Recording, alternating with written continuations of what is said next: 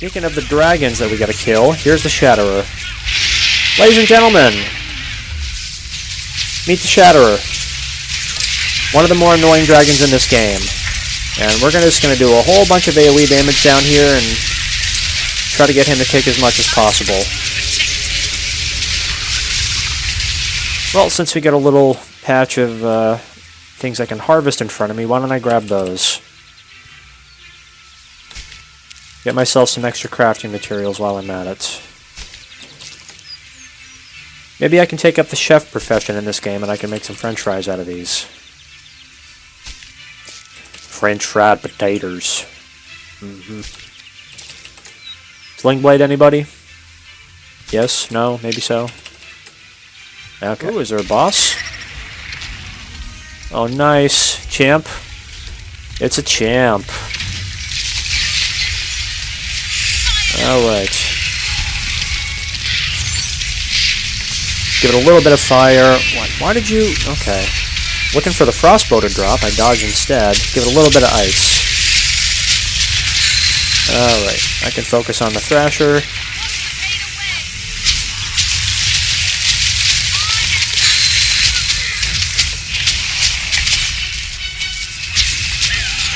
Alright. Thrasher's down.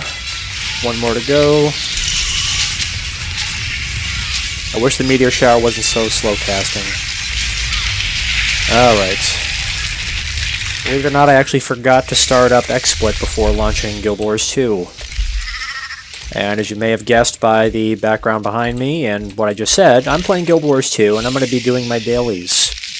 And the reason why these dailies might be a little bit more exciting than my previous ones is I'm going to be doing the Shatterer World Boss as one of my dailies. Currently I'm going around the dry top zone, trying to find myself some activities to do with my commander tag on so I can hopefully help out a few other people get their dailies done as well.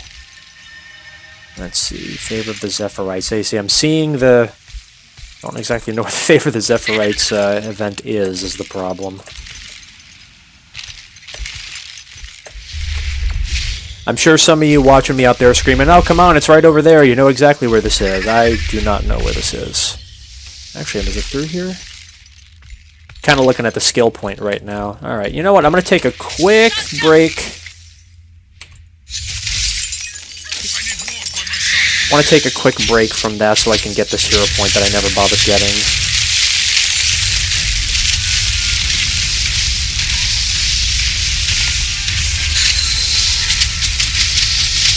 There we go. When I said quick, I meant it. I'm going to keep warping around some different waypoints here and hope I can find the last couple of group activities that I need. Let's see here, get on my skimmer mount. I've got a very sore lack of mounts here. There's an activity, alright. Whoa, okay, there's a lot of people here. I should say a lot of enemies here. Ouch!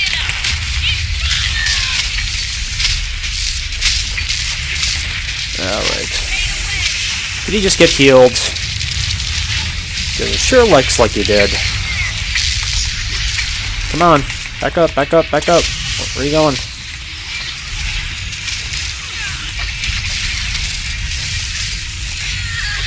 Alright, good. I can focus on the Thrasher.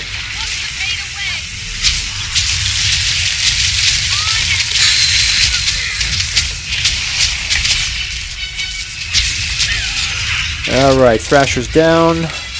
One more to go. I wish the meteor shower wasn't so slow casting. Alright. Well, that's 3 out of the 4, so now I gotta get one more.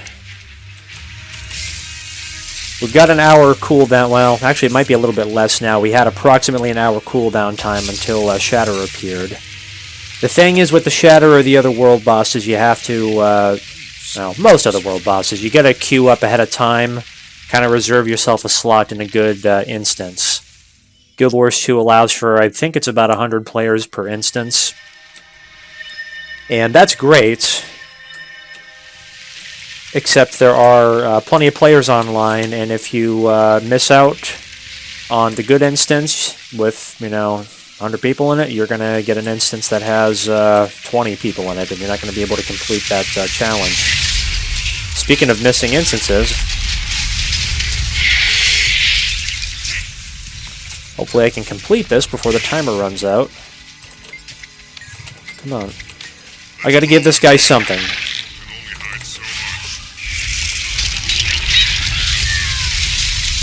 Where are you going? Stop running away from me. Come here. Going after the NPC for some reason. There we go. Take that. Alright, looks like I might make this just in time. I don't know if I'm going to get the golden reward out of it necessarily.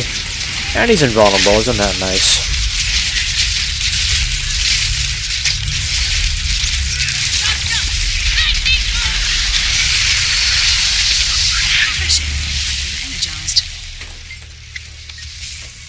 Excuse me, any of you on my previous episodes who might have seen a couple of these probably know by now I'm on my Elementalist.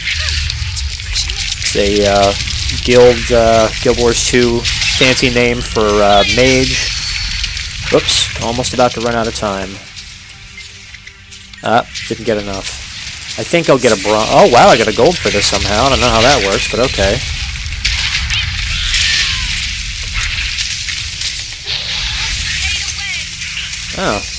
Oh, the Devourer feared me. Okay, I see what happened. Oh, wow.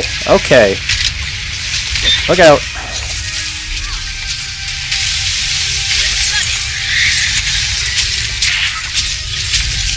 Gotta down this thing before he kills me.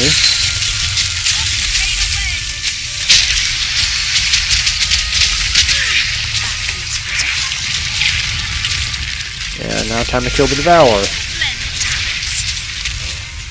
Alright, well, that was tough, but with that activity out of the way, I've now completed the Dry Top Event Completer Daily.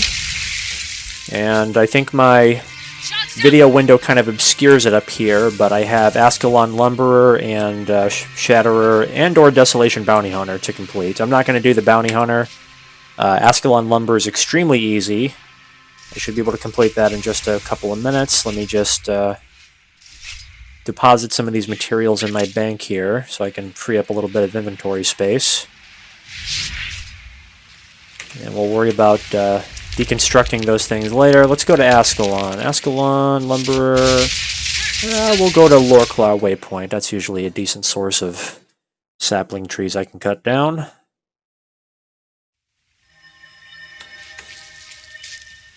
The poor Iron Legion engineers. I'll revive these guys, why not? You know what, I'm even going to go to Water Attunement. I'll go the extra mile and I'll heal them too. And we get a new build of the game available, of course we do.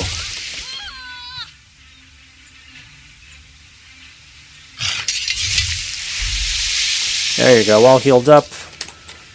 Well, since we got a little patch of things I can harvest in front of me, why don't I grab those? Get myself some extra crafting materials while I'm at it. Maybe I can take up the chef profession in this game and I can make some french fries out of these. French fried potatoes. Sling blade, anybody? Yes? No? Maybe so? Okay. Are those separatists? Yes, they are. Alright, let's get rid of these troublemakers real quick.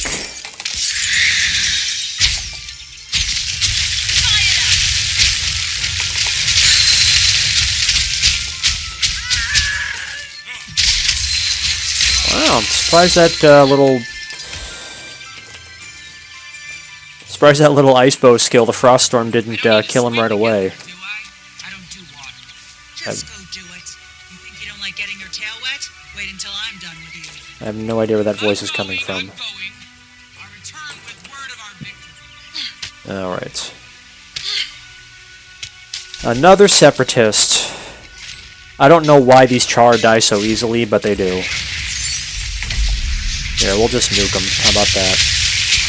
There you go. Now the char don't have to worry.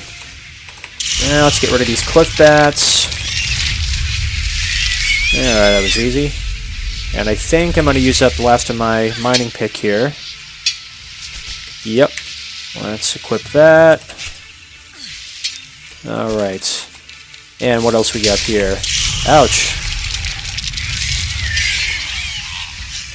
That's not very nice. Yeah, other player took him out before I could. That's very mean. Alright, let's take out this little tree over here. Wow, he's actually taking some damage over there. I'm surprised. Alright, let's see. That's an event, which I don't particularly need.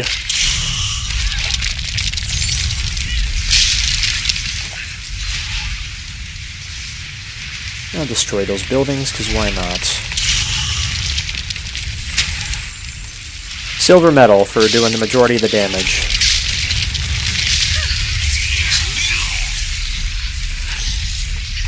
Not exactly the most threatening NPCs in the world once you get level 80. For those of you not too familiar with the game, I will inform you all that your level will scale with the environment around you, so don't be fooled by the little number 92 down here. When I am in this environment, which is I think is a level, I don't know, 10, 20 area, I don't really remember. Yeah, there we go, 12. You will end up scaling to the level of the area, so although I can dispatch these NPCs quite quickly, I have a much smaller health pool, as you can see down here in the bottom center, and my attacks are less effective than they would be if I was in a level 80 area. Less damage per second and whatnot. See, and here's the old Guild Wars 2 habit kicking in, because I'm not used to having mounts, because I played for several years without having mounts. Fairly recent addition to this game with the Path of Fire expansion. I think we got another expansion coming out next year, from my my understanding. Not sure what it's going to add. Kind of interested. I know there's a whole bunch of mounts that have come out that I really need to get through, I believe, collections, which I absolutely hate. I wish you could just do some quests and get them, like you can with the core mounts from Path of Fire. But I believe you're able to get some extra mounts through collections using the what they call the Living World stories. If we go down here, if I go to like Living World Season 4 and all that stuff, and Icebrood Saga, I think you can get a couple of extra mounts that way. Let's Ascalonian Fighter guy, why not? Oh, don't run out of my AoE, come on, come over here. Come here. Alright. That's the one thing I don't like about this build, it's very AoE centric. This is designed really for raids and dungeons, that sort of thing. It works okay in the open world, but yeah, any kind of a melee character that's going to want to come after you will just run right towards you and run right through your AoE, no problem. Help these Iron Legion engineers fix their buddies here. Look at that, blocking all my attacks. Limited time only. Once again, pointing out the mage class here, the Elementalist. You have attunement to 4 different elements: fire, water, air, and earth. My character is kind of leaning towards air more than anything else, but does pretty good damage with fire as well. So I got no major qualms about using any of the elements, but I'm definitely going to be a less effective healer or protector with the earth elements than I would be with any of the others. I think we're just about done with Lumberer here. Let me just torch this guy real quick.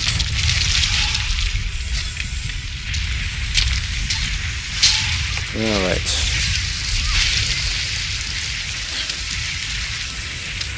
I do like the minor heals you can give yourself in this class besides using Wash the Pain Away or whatever other healing skill that you may choose. I used to be big into Healing Sea, that was a cool skill, but Wash the Pain Away was a nice little addition with Heart of Thorns update and the Tempest Elite class that you can equip yourself with. Let's revive this Char here and give him a little bit of the heal with the Geyser skill. There we go, all full health. Let me see. I'm just going to Alt-Tab real quick and see how long I have on Shatterer.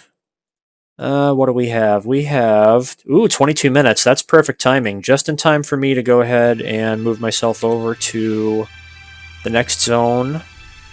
Is it the next zone? Well, it's a zone up and a zone to the right. Blaze Ridge Steps. We're going to go over there, and we're going to go have a word with the Shatterer and see if we can take that dragon out. Alright. So I mentioned getting into a session early. You can see we got a whole bunch of people stacked over here already, waiting for the event to start. For those uninitiated, the world bosses are comprised of... Oh, there we go. There's one of the mounts I was talking about here. Skyscale. Nice little flying mount. The world bosses are comprised of the main event, which is obviously the boss itself, along with... Oh.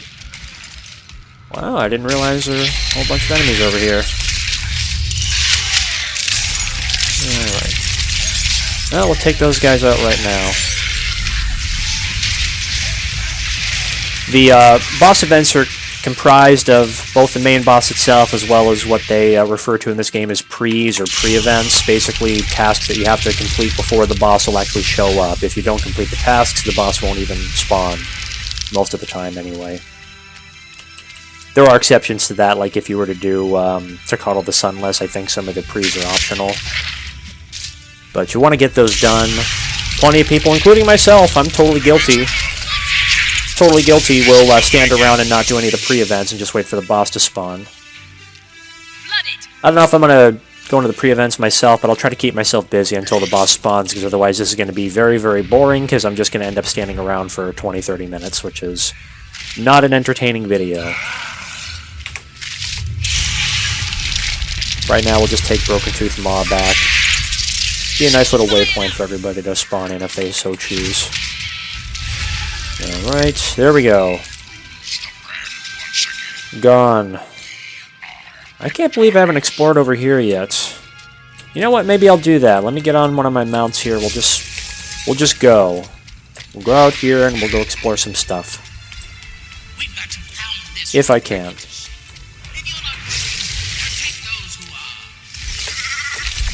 Alright. We'll go explore some more of the map on my Springer mounts. Ooh, is there a boss? Oh, nice. Champ. It's a champ. Alright.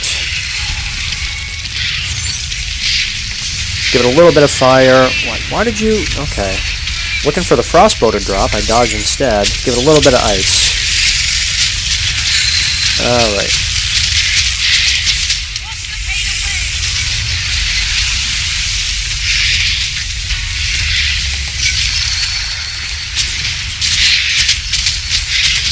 Switch over to air attunement. Ah, worm hatchling spawned right in front of me. Strike this thing with a little more lightning and a little bit more ice.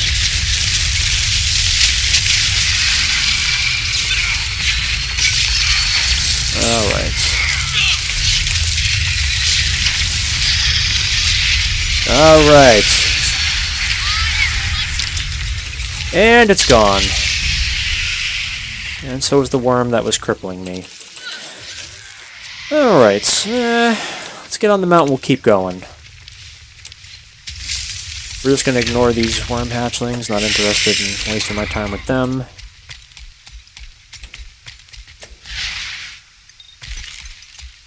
Earn some waypoints that I haven't discovered.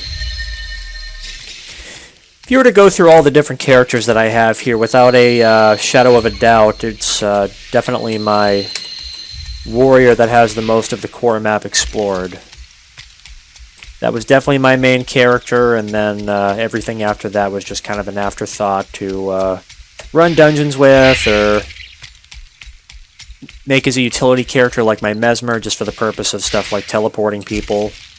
That's literally all I made my Mesmer for, was just literally for the portal skill, when I first had it anyway. It's a very useful class, it's really cool in PvP. I don't think it's all that useful in PvE, personally. I'm sure people who run Chronomancer builds would argue with me about that, but it's not my favorite class for clearing out a dungeon, or whatever other story mode, and any other PvE activity that you may do. Alright, Hero Challenge, let's see what we got here.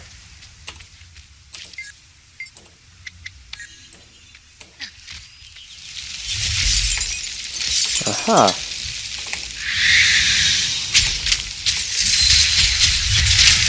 Wow! Look at the knockdowns on those guys.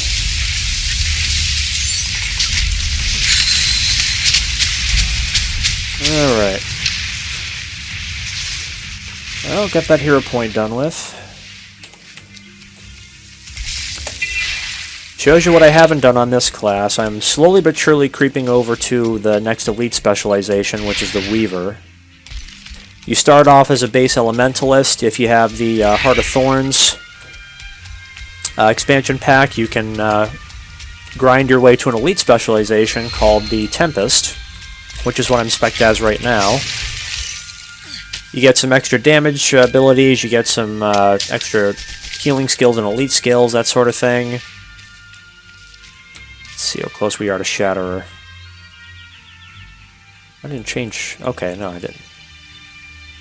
Did I get out of Blaze Ridge Steps? I did, didn't I? Oh, no, I didn't. Okay, I just passed the wall. Okay. Panicked there for a second. Let me see here. So the problem is if you leave your area there, what ends up happening is you'll lose your spot in the queue, and instead of winding up at a place that has instead of winding up at a place that has a good instance with 50 people in it, you'll wind up in a crappy instance that has 20 people in it, and then you can't complete the boss because you don't do enough damage. Shatterer, unfortunately, has become exponentially harder than it used to be because they buffed the boss, where it's not just a situation where you got to do more damage or anything like that. You have crowd control bars that you have to deal with, kind of stun the boss. You have to destroy a protection totem, healing totem. Kind of like the Honor of the Waves dungeon when you pick the Butcher path. He's got little totems that spawn around him that protect him, heal him, allow him to do more damage, etc. And you got to down those strategically so you can kill him.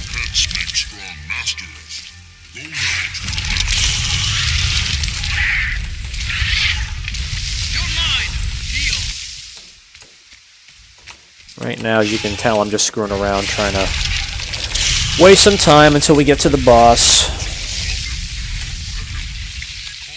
If everybody wants to skip to the end after this is recorded, I totally don't blame them. Alright, so that's one activity. What am I looking for? Two. Water jugs. Deliver water to their village. Alright, I think I can do that. It's escort quest. Yes. Let's get this water into the trough so we can take a break. You just keep walking, please. Stop talking. Nobody can defeat us. Yeah, keep going. Come on.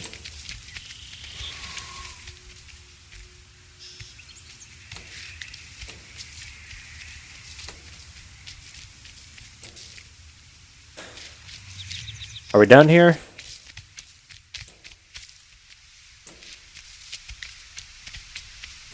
Ogre's pet shows his true strength.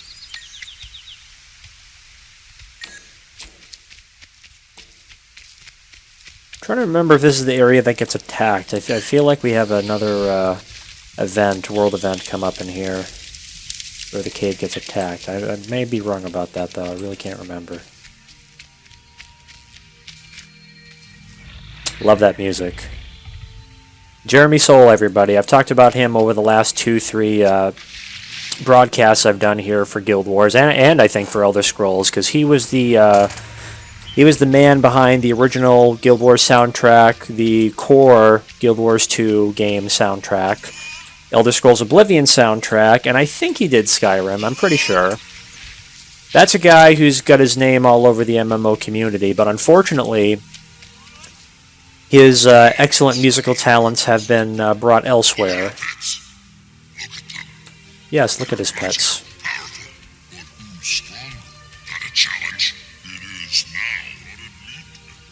Alright, I'm getting out of here. This is boring me.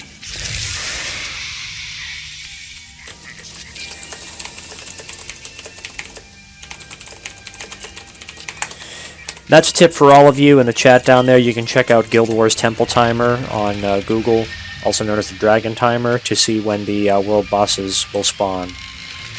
It used to differ per server, but ever since ArenaNet implemented the Mega server, now that's not an issue anymore.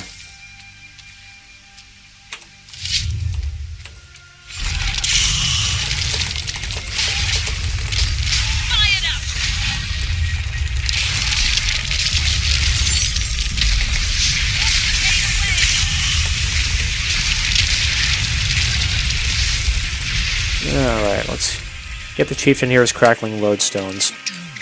Anyway, as I was saying back in the cave there, Jeremy Soule unfortunately has taken his musical talents elsewhere. He signed what I assume is a lucrative exclusivity contract with the folks who make the EverQuest games. That's actually an MMO I never really got into. EverQuest was huge when I was a kid. That was before the time where I could afford a monthly subscription to a MMO game. In fact, truth be told, that's actually why I got into the first Guild Wars game, was because unlike World of Warcraft, which was debuting at the same time, the first Guild Wars game, much like this one, did not have a monthly subscription fee. So all I had to do is just buy the game for 40, 50, 60 bucks, whatever. And that was it. I just played the game, log on whenever I wanted. The original Guild Wars was a little bit different than WoW. With World of Warcraft, that's what you would refer to as like a true MMO, whereas the original Guild Wars was, technically speaking, I guess you could refer to it as a persistent online RPG, where instead of having a massive instance where you could run into other players completely at random, you were limited to a single party per map. So only people that you invited to your instance would be able to play with you, and you would not encounter other random players out there. So it didn't deliver necessarily a true MMO experience in that regard, but I had a blast with it anyway, met a lot of cool people, met some not so cool people, but it was a great experience, and it really got me hooked into the MMO genre, because I was not into medieval lore or any of that stuff beforehand. I was not into Renaissance fairs or knights or dragons, any of that stuff. And not to go on LARPing or anything like that, but I am a proud attendee of Renaissance fairs, or at least I was before coronavirus. I love reading medieval time novels, stuff like that. Big fan of Greek mythology and Norse mythology, stuff like that, as a result of first getting into Guild Wars when I was a teenager. So I definitely thank ArenaNet, NCSoft, the original creators of the first Guild Wars game, and I definitely thank anybody else involved in the genre. And all the other major names in this business: Neverwinter Nights, World of Warcraft, EverQuest, Dark Age of Camelot. Some games which I have managed to play and have a good time with. Some I have not managed to play. Unfortunately, again, just much like the whole EverQuest thing, I did not make it in time. I wasn't old enough in time for games like Dark Age of Camelot with the whole monthly subscription dealio.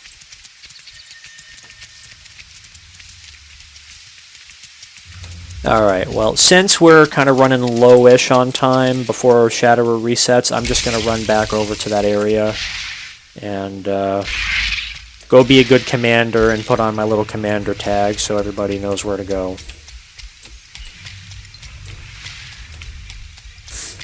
Commander tags, without a doubt, have been most useful for leading people through World vs. Worlds or Edge of the Mist gameplay events for PvP, but they can prove somewhat useful in PvE. I will put the little Guild Wars commander tag on if I'm going to a world boss, if I'm looking for daily events like I was in Dry Top.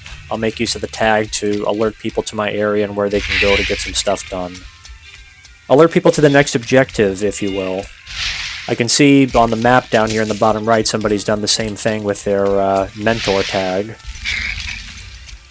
I think the mentor tag you got for free. I actually ended up paying for the commander tag, and I paid my fee before they nerfed it or buffed it, however you want to look at it. They increased the cost quite a bit. I think I paid about 300 gold for my commander tag, but it's been worth it. I'm not going to complain too much. Alright. So now that I'm here, let me get my little Commander Dorito on. Cool Ranch flavor, of course, to match my character.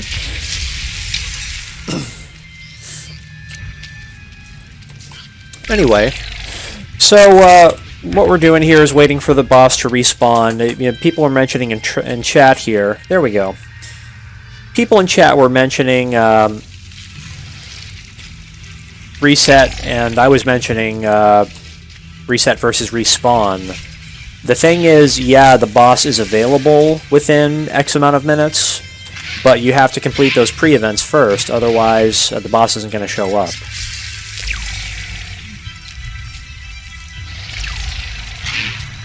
So besides the folks being lazy like myself standing here, you do have to have some people going outside and doing all those pre-events to make the boss spawn. Then, after that happens, comes the real work of actually trying to defeat the boss. And again, I would hesitate to say that Shatterer was any kind of real hard work prior to the update they gave him about, I don't know, maybe a year or two ago. I can't really remember how long.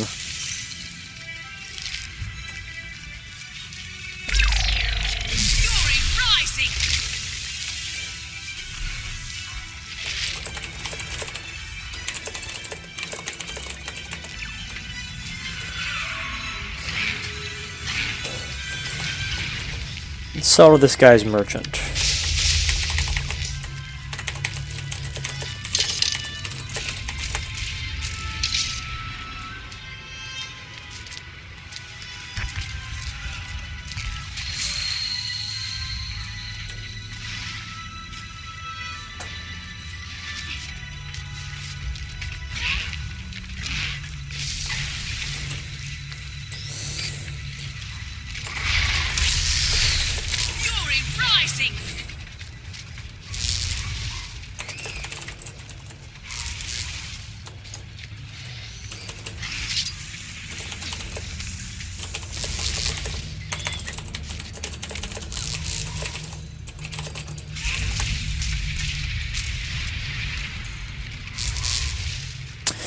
Answering player question down at the bottom left-hand side there is asking, I thought he was asking which boss this was, and he said yes, and then he said he knows. I don't know what the hell that was about.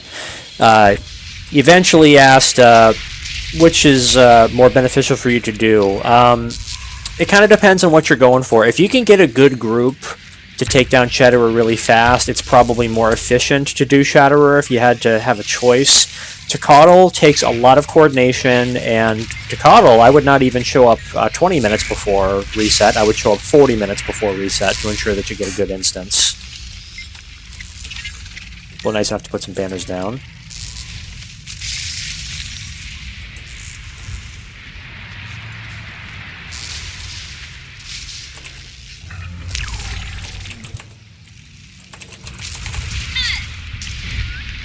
Good for him.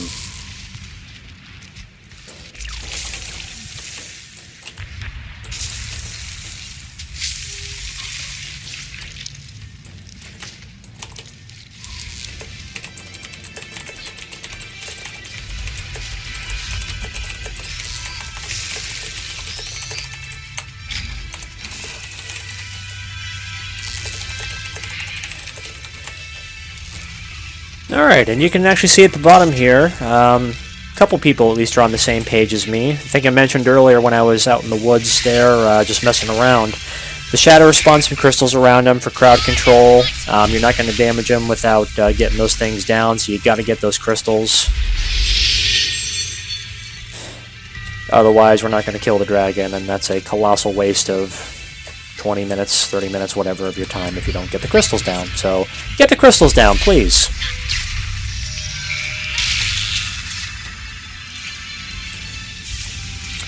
Let's see here. I have anything else I need to get rid of? How about some sand? Get rid of some sand. Get rid of this trophy. I don't think we need that. Put those there for now. There we go.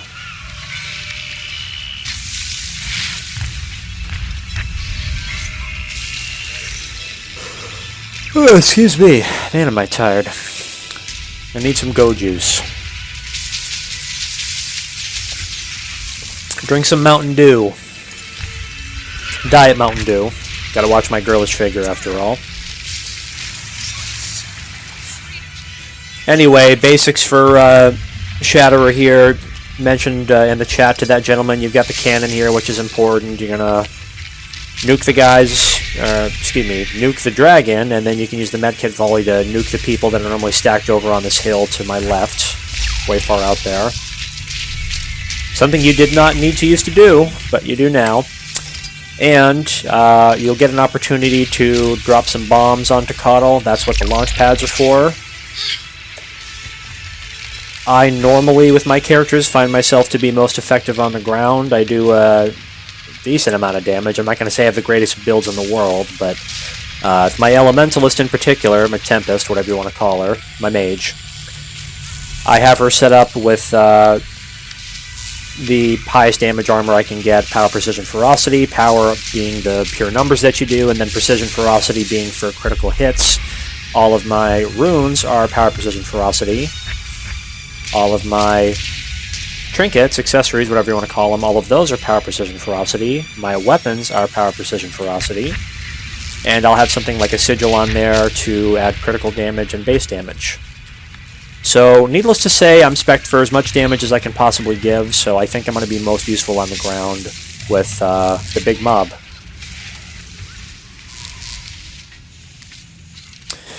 Anyway, so when the dragon does spawn, we're just going to beat the crap out of it. When the crystals spawn, I'm going to have to run around as quickly as I can to try to down those so we can hopefully defeat the boss and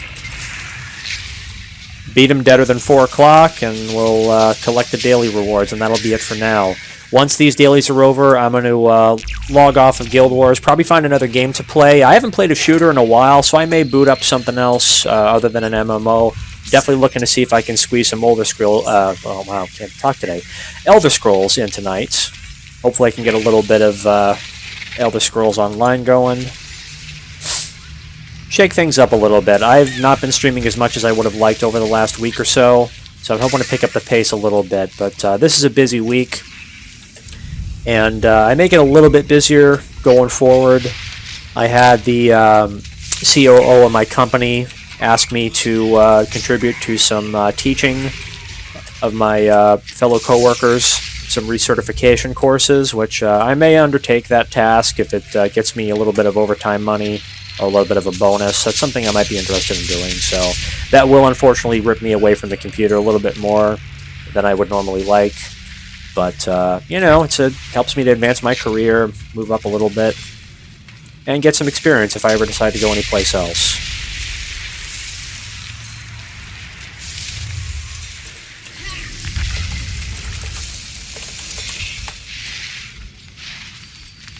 And of course, we got the game wanting to restart in an hour and 15. I don't think I don't think Shatterer is going to take us that long, but we're going to need to bang that out so we don't come close. I'd rather not have any issues. Well, since I'm standing around, I'll explain my Elementalist Tempest build a little bit more. Besides all the armor, trinket, and weapons that I showed you for base damage and crit damage, the build I have down here is a Fresh Air Tempest, I believe was the name of it. It's, well, at one time it was a meta build for raids, and the basic idea around it is you're using a staff, which is largely going to be area of effect damage, so your job is to spawn AoE, area of effect pools of damage that people are going to stand in. The idea is the heavy classes are going to drag the enemies into that AoE. They stand in there. They stand in those little puddles of damage like an idiot, while some sword fighting goes on, and they just get struck by lightning, or fire, or water. Water does give me a little bit of healing ability, which is nice. Or earth.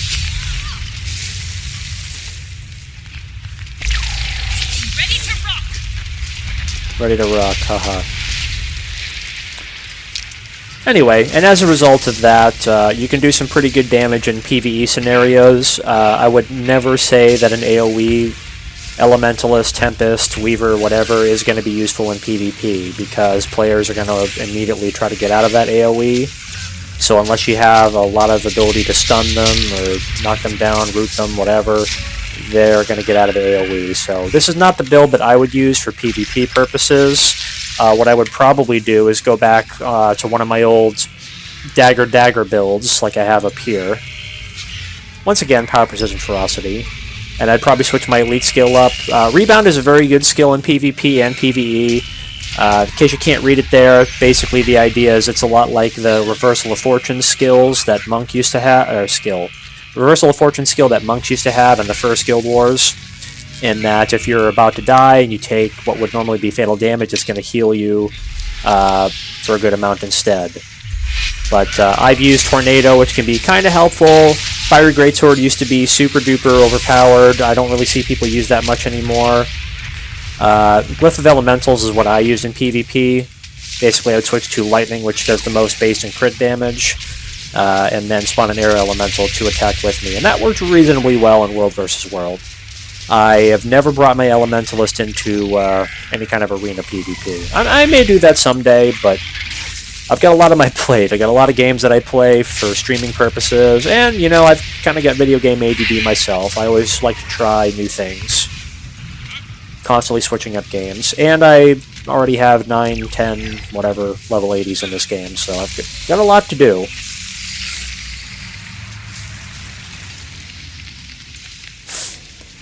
Let me see here.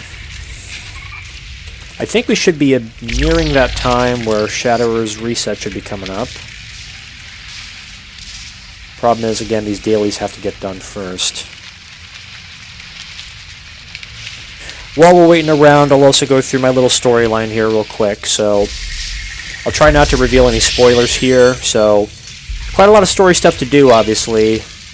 Plotted through the main story already on a few different characters. The idea is to go beat a main dragon called Zaitan, which you can eventually get the opportunity to do that at the end. There is a boss that kind of comes out of nowhere, Scarlet's War. I took a very long break from the game and came back at the time Scarlet was in Lion's Arch, so I had time to kind of be introduced to the tail end of that story. Living World 2 is kind of a pathway to the Heart of Thorns expansion to take you deeper into the Maguma jungle, which is one of my least favorite places in all of Guild Wars lore. Heart of Thorns is the jungle itself, which I've gone through with this character among others. Season 3 leads you into the desert, which is my other least favorite place in all of Guild Wars lore, and Path to Fire itself, which is what I was working on my last video. Speaking of the dragons that we gotta kill, here's the Shatterer. Ladies and gentlemen, meet the Shatterer. One of the more annoying dragons in this game. And we're just going to do a whole bunch of AoE damage down here and try to get him to take as much as possible. Alright. We'll see if people manning the cannons actually do anything. Unfortunately, you can't stun the dragon anymore until you get that crowd control dealt with. Whoa! Okay, that's a lot of damage. There we go.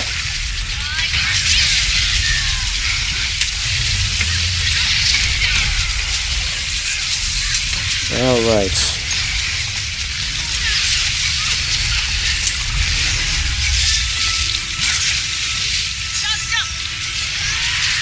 We'll see what the dragon wants to do. When it moves up like that, it'll usually come right back down. Occasionally it'll have a little pause, and that's when the crystals pop up. I'm going to try not to get stuck in its crystals that it spawned. You saw that earlier, I'm sure. Just going to do as much AoE crit damage as I can. Health bar's coming down nice and steady. I do like that.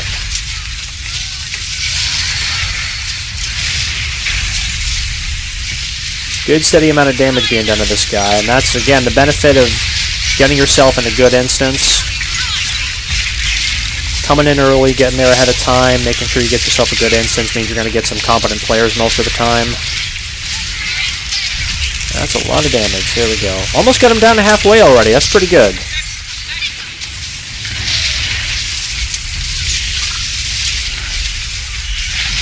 I think around that halfway point is when he's going to start spawning. Oh! That hurts. Thank you. Oh, never mind. Nobody's reviving me. It's only me. Alright. Alright, crystal time. So now we got to get over here, get these crystals down. Big problem. A lot of people don't bother to do this.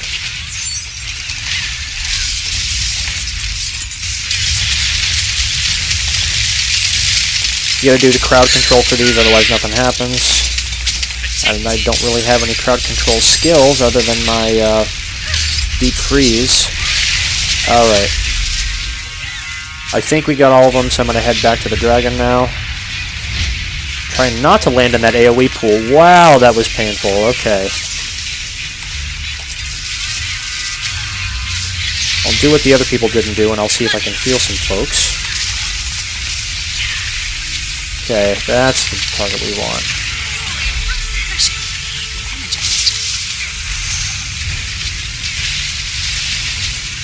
And of course the dragon moves up and out of the way, so I can't hit him. There he goes. Now he's down on his feet.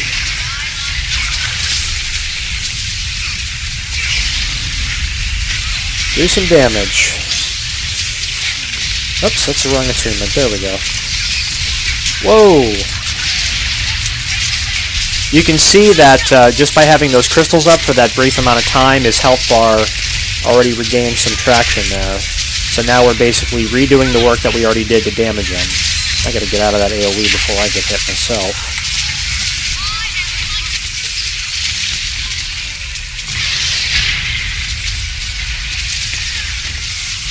Tell you what, I'll do a little bit of healing besides just damage. How about that? Stay in water attunement for a little bit.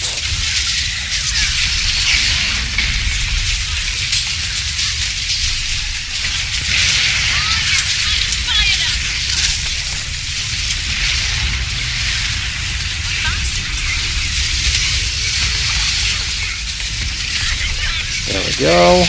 Health bars are getting real down there now. Now he's down to a quarter, which is pretty good, but that means we're probably going to have some more crystals pop up, unfortunately.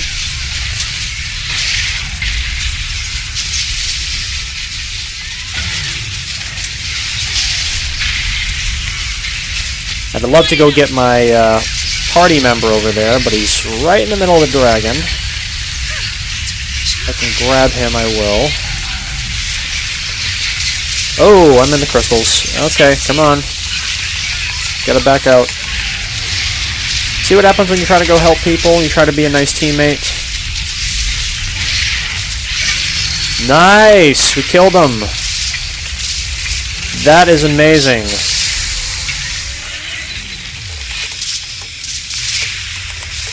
Very efficient, everybody.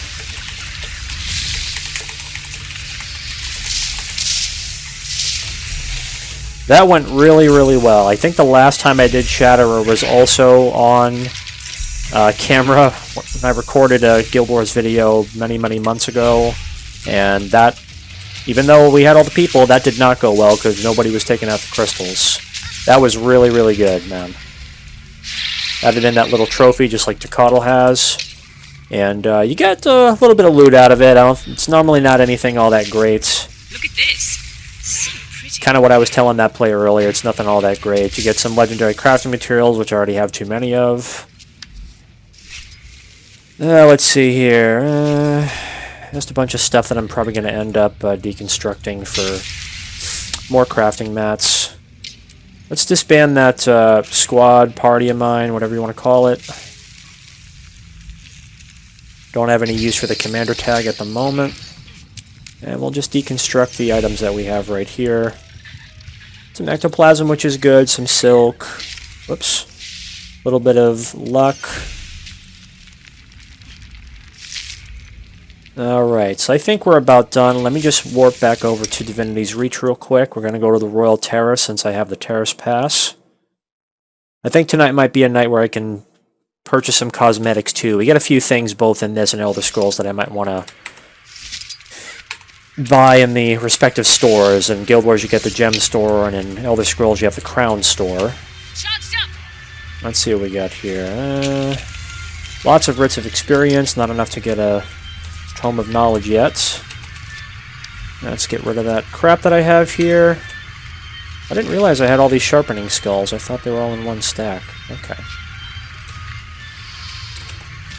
And I'm going to need another salvage kit. I have that, and usually I have a spare. Am I missing? Yeah, I'm missing a spare, aren't I? Alright, we'll take care of that.